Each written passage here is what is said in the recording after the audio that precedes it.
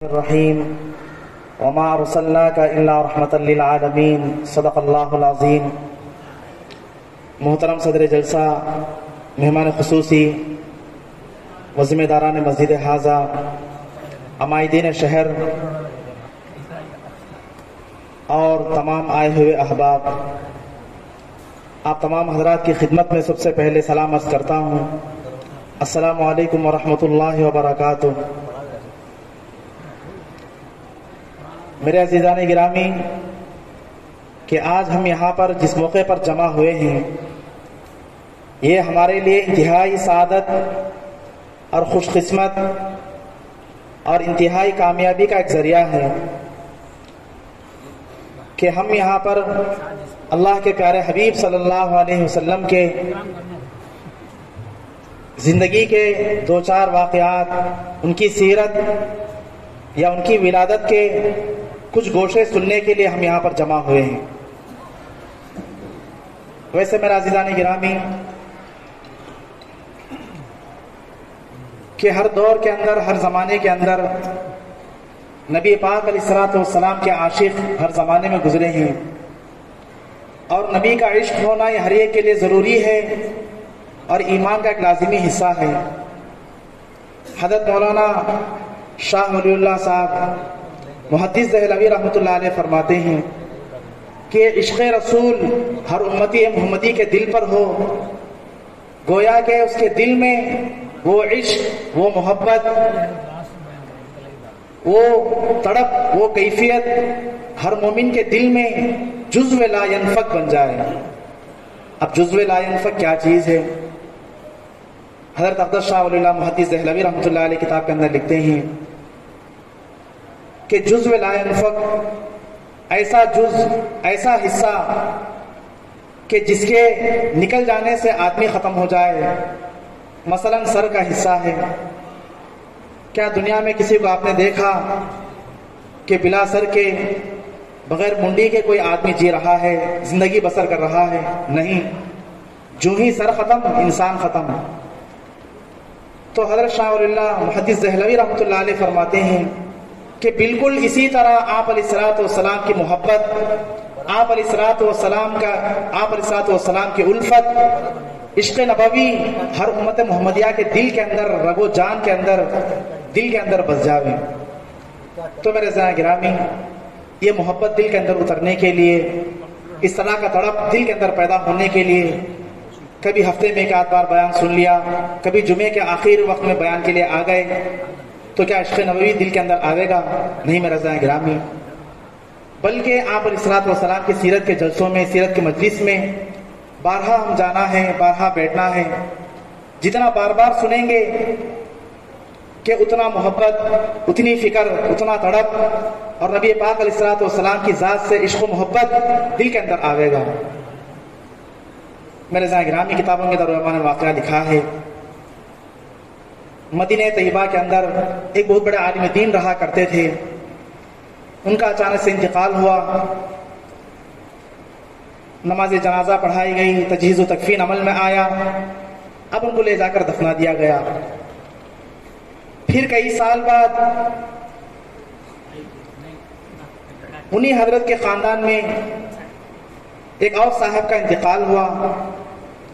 اب سارے گھر والوں نے ارادہ کیا، آپس میں مشورہ کیا کہ ہمارے مدینے کے عالم دین جس خبر پر انہیں تدفین کیا گیا، کہ ان کو انہی کی جگہ خالی کر کے انہی خاندان کا ایک فرد وہاں پر تدفین کر دیا جائے۔ الغرض مشورے سے بات طے ہوئی، ساروں نے اس مشورے کو قبول کیا اور انہی عالم دین کے خاندان کے ایک فرد کو وہاں پر دفنانے کی بات طے کی گئی۔ میرے عزیزان گرامی، روایتوں کے اندر آتا ہے جب تدفین کے لیے قبر کھودا گیا، جس عالم دین کو مدینے کا قبرستان جنت البقیع کے اندر دفنایا گیا تھا، بقیع الغرقد کے اندر، جب قبر کو کھودا گیا تو اس خبر میں اس عالم دین کے بجائے ایک حسین و جمیل لڑکی وہاں پر آرام فرما رہی ہے، وہاں پر اس حسین و جمیل لڑکی کی لاش وہاں پر موجود ہے۔ اب سارے مدینے والے، سارے گھر والے، سارے عالم خاندان پریشان ہوئے، یہ کیا ماجرا ہے؟ یہاں پر اس خبر میں ہم جس عالم دین کو دفن کیے گئے تھے وہ ایک بہت بڑے عالم تھے، محقق تھے، اچھی زندگی گزار کر گئے، کہ آج انہی کی خبر میں ان کے خاندان کے ایک فرد کو اگر ڈالنے کے لیے خبر کھول کر دیکھتے ہیں تو وہاں اس عالم کے بجائے ایک حسین و جمیل انتہائی خوبصورت لڑکی کی لاش وہاں پر مل رہی ہے۔ یہ کیا بات ہے؟ اب میرے عزیزان گرامی، اب الغرض اس لڑکی کو خبر سے نکالا گیا، ہر طرح سے شناخت کی گئی، ہر طرح کے تحقیق و تفتیش کی گئی، چونکہ وہ زمانہ تھا تو بستی کے کونے کونے، بستی کے شہر کونے کونے لوگوں کو دوڑا دیا گیا کہ اس لڑکی کی خبر اور پتہ لگاؤ کہ لڑکی کون ہے، کہ کس نے اسے یہاں لا کر دفن کیا گیا۔ لڑکی ایسی نہیں تھی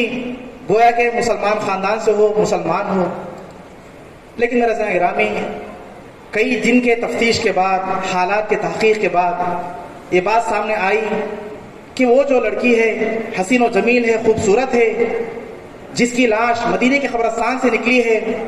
دراصل وہ عورت یہودی گھرانے کی عورت تھی۔ وہ لڑکی خاندان یہود سے تعلق رکھنے والی تھی۔ اب جب مزید تحقیق کی گئی تو معلوم کیا گیا کہ لڑکی خاندان یہود سے تعلق رکھتی ہے، لیکن اندر ہی اندر چھپ چھپ کر مسلمان ہو گئی، اور مسلمان ہونے کے بعد اسلام کے جو تعلیمات تھے، اسلام کے جو احکامات تھے، ان سارے تعلیمات اور احکامات پر یہ لڑکی اندر اندر عمل پیرا ہو چکی تھی۔ چھپ چھپ کر نماز پڑھنا، روزے رکھنا، کہ چھپ چھپ کر قرآن پڑھنا، ہر وقت باوضو رہنا، نبی پاک علیہ الصلوۃ والسلام کی جو آداب زندگی ہے اس کا مطالعہ کر کے اس پر 100% کا زندگی گزارنا۔ حالانکہ اپنے دین کو ظاہر نہیں کی کہ وہ لڑکی ڈر رہی تھی اگر میں اپنا دین ظاہر کر دوں گی تو گھر والے مجھے ختم کر دیں گے۔ تو میرے عزیزان گرامی، اسی زندگی کے ساتھ وہ لڑکی کا جب انتقال ہوا تو ان لوگوں نے جو یہودی کے جو رسم و رواج ہے اس کے مطابق اس کو اپنے ہی قبرستان میں دفن کیا گیا تھا۔ لیکن وہ جو لڑکی تھی وہ عاشق رسول تھی، محبوب رسول تھی، حب رسول اس کے دل و دماغ کے اندر بسا ہوا تھا۔ تو اللہ تبارک و تعالیٰ سے دعائیں کرتی تھی کہ اے باری تعالیٰ میں جہاں بھی مروں لیکن مجھے نبی کی پاک زرزمین پر میرا حشر فرما، مجھے وہاں سے اٹھا لے، مجھے وہاں سے نکلنے کی، کھڑا ہونے کی مجھے توفیق نصیب فرما، یا اللہ سے دعا کرتی تھی۔ جب لڑکی کا پتہ معلوم کیا گیا، سب ساری بات سامنے آئی، تو اس لڑکی کو جس قبرستان میں دفن کیا گیا تھا وہاں جا کر تحقیق کیا گیا تو وہاں پر اس مدینے کے جو عالم دین تھے کہ ان کی لاش اس یہود کے قبرستان میں مل رہی ہے، اس یہودی لڑکی کی لاش مدینے کے اندر اور اس عالم دین کی لاش یہود کے قبرستان پر۔ اب میرے عزیزان گرامی، سارے لوگ تعجب ہوئے۔ اب گھر والوں سے بات سامنے رکھی گئی، مشورہ کیا گیا، یہ کیا بات ہے کہ ایک لڑکی جو یہودانہ زندگی گزار کر چھپ چھپ کر مسلمان ہو کر اپنے قبرستان میں تدفین کی گئی، لیکن وہ مدینے کے اندر پہنچ گئی، اور جو عالم دین کو مدینے میں دفن کیا گیا ان کا لاش کیا ہے، یہود کے قبرستان میں مل رہا ہے۔ جب گھر والوں سے بات ہوئی اور گھر کے عورتوں سے پوچھا گیا، یہ تو مدینے کے عالم تھے، کیا ان کے اندر کوئی کمی بیشی تھی؟ کیا ان کے اندر کوئی ایسا عمل تھا جس کے نتیجے میں اللہ تبارک و تعالیٰ نے تدفین کے بعد، موت کے بعد جگہ کے اندر تبدیلی کا واقعہ پیش آیا؟ کیا ایسی کوئی بات پیش آئی؟ میرے عزیزان گرامی، روایتوں میں اندر آتا ہے جو عالم دین تھے ان کی جو بیوی تھی وہ بس اتنا فرمایا، کہا ہاں میرے شوہر تو نیک تھے، عالم تھے، 100% زندگی اللہ کے احکامات پر گزارے، لیکن کبھی کبھار یہ الفاظ کہہ دیا کرتے تھے جب غسل جنابت کا موقع ملتا، بیوی سے ہم بستری کے بعد غسل جنابت کا موقع آتا، نہانے کا موقع آتا، تو بس الفاظ سے، زبان سے یہ کہہ دیا کرتے کہ ان لوگوں کا مذہب تو کتنا اچھا ہے کہ بیوی سے جتنا بھی مل لو، جیسے بھی زندگی بسر کر لو، بس جب مرضی ہو تب نہانا ہے، لیکن ہمارا دین اسلام تو ایسا ہے کہ جب جب بھی بیوی سے ملے ہم پر غسل واجب، ہم پر نہانا ضروری ہو جاتا ہے. یہ تو بس ہمارا دین ہے. تو میرے عزیزان گرامی کھل کر بھی نہیں بلکہ اندرونی حالات سے کچھ اس یہود مذہب کی تعریف کر رہے تھے اور دین اسلام پر کچھ عجیب طرح کے الفاظ نکیرانہ انداز میں کہہ رہے تھے. ان کا یہ کہنا اللہ کو پسند نہ آیا تو اللہ تبارک و تعالیٰ نے موت کے بعد یہ ماجرا دکھایا، وہ دن دکھایا کہ اے عالم دین، تو جس مذہب کو، جس دین کو، جن لوگوں کے طریقے کو تو عمدہ سمجھتا ہے تو انہی کی قبرستان میں چلے جا. اے وہ لڑکی جس دین کو تو نے اپنایا، چھپ چھپ کر مسلمان ہوئی اور آداب نبوی کی زندگی تو نے گزاری، جا میں تیرے لیے مدینے کی سرزمین میں تجھے مقرر کرتا ہوں. تو میرے عزیزان گرامی عشق نبوی زندگی کے اندر ہونا چاہیے، آداب زندگی، آداب نبوی زندگی کے اندر ہونا چاہیے. تو صرف زبان سے کہنے کی وجہ سے ایک عالم دین کا یہ حال ہوا. آج ہم دیکھیں ہمارا شروع سے آخر تک ہمارا حلیہ، ہمارا لباس، ہمارا چال ڈھال، ہمارا طور طریقہ سارا کا سارا غیروں کے طریقے پر ہو رہا ہے. کتابوں کے اندر مشہور واقعہ لکھا ہے، جب حضرت موسیٰ علیہ نبینا علیہ الصلوۃ والسلام کے زمانے میں فرعون نے ان کے مقابلے کے لیے لشکر تیار کیے، سارے جادوؤں کا ایک مجمع حضرت موسیٰ کے مقابلے میں کھڑا ہے. اب وہ موسیٰ سے مقابلہ کرنے کو تیار ہے، لیکن دیکھتے ہی دیکھتے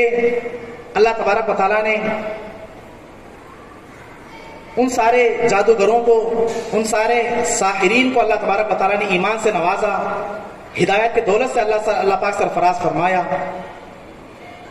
اب حضرت موسیٰ علیہ نبینا علیہ الصلوۃ والسلام بڑے جلیل القدر نبی تھے، کلیم اللہ تھے، اللہ سے بات کرنے والے تھے. اللہ سے لڑنے کے لیے، بات کرنے کے لیے چلے گئے کہ اے باری تعالیٰ کہ تیرا بھی کیا انصاف ہے، تیرا بھی کیا عدل ہے. بڑا عجیب ماجرا تو چلاتا ہے کہ وہ لوگ جو میرے خلاف آئے تھے، میرے سے حجت کرنے کے لیے آئے تھے، میرے سے اپنا زور طاقت آزمانے کے لیے آئے تھے، تو ان کو ہدایت سے نواز دیا. کہ اے اللہ یہ تیرا کہاں کا انصاف ہے؟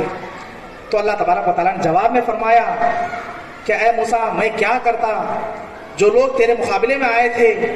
تیرے سے اپنا طاقت آزمانے کے لیے، اپنا زور دکھانے کے لیے، اپنا جادو دکھانے کے لیے جو آئے تھے، جب میں نے ان کو دیکھا تو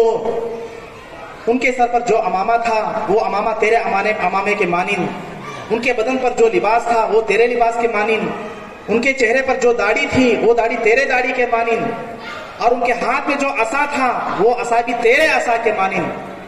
جب ان کا سارا طور طریقہ تیرے عین مطابق تھا تو میری رحمت کو یہ گوارا نہ ہوا. جو نبی سے مقابلے کے لیے آئے اور نبی کے حال حلیے پر آئے، نبی کے لباس پر آئے، نبی کے امامے کے مطابق آئے، نبی کے داڑھی کے مطابق آئے، میں ان کو جہنم رسید کر دوں، میں ان کو بدبخت بنا دوں، میں ان کے لیے جہنم مقرر کر دوں، یہ میری رحمت گوارا نہیں کیا. اس لیے اے موسیٰ میں نے بس ان کے حال کے مطابق ہدایت کا فیصلہ کر دیا، ان کے حلیے کو رکھ کر ان کے حق میں ہدایت کا فیصلہ کر دیا. تو میرے عزیزان گرامی آج ہمارے لیے ضروری ہے کہ ہم نام بس برائے نام مسلمان ہیں. آج ہمارا سارا طور طریقہ، سارا معاشرہ، سارا آداب زندگی بالکل غیروں کے مطابق ہوتا جا رہا ہے. اس لیے میرے عزیزان گرامی ہم اپنی زندگی کو بدلیں کہ بار بار اس سیرت کے جلسوں میں آئیں اور نبی پاک علیہ الصلوۃ والسلام کی زندگی کے حالات کو، زندگی کے گوشوں کو، نبی پاک علیہ الصلوۃ والسلام کی جتنی سیرت ہیں ان کو جتنا بار بار سنتے رہیں گے تو انشاءاللہ اللہ تبارک و تعالیٰ ہمارے زندگی کے اندر تبدیلی کا فیصلہ فرمائے گا. بس میں نے مختصر بات پر اپنی بات کو ختم کرتے ہوئے میں اپنی جگہ لینا چاہتا ہوں. وآخر دعوانا الحمدللہ رب العالمین.